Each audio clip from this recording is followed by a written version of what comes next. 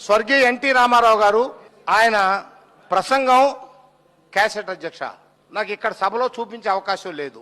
ఆయన ఆత్మఘోష ఒక్కసారి వినమని మాత్రం ప్రార్థిస్తూ ఉన్నా. అధికారంలో కూర్చోవడానికి గూడు పుటానికి ఈ మోసానికి మూల స్తంభం ఈ పద్మ వ్యూహానికి మూలకారకుడు చంద్రబాబే.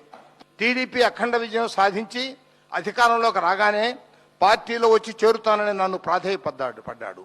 అప్పట్లో కొందరు పార్టీ నాయకులు ఆయన్ని పార్టీలోకి తీసుకోవద్దన్నారు. ఆ తర్వాత బ్రతిమలాటంతో చంద్రబాబును పార్టీలో చేర్చుకున్నాం. తెర వెనుక నుండి అతను తయారు చేసుకున్న గ్రూపులను ముఠాను మేము గుర్తించలేకపోయాం. పెద్దవాడని ఆలోచించకుండా నన్ను వెన్నుపోటు పొడిచాడు. ఇంత దారుణమా? ఆ తరువాత నాపై అభియోగాలు సృష్టించాడు. చంద్రబాబు మేకవన్నె పులి తేనె పూసిన కత్తి మీకు వెన్నుపోటు తుపాకీ పేల్చి గాంధీని పొట్టన పెట్టు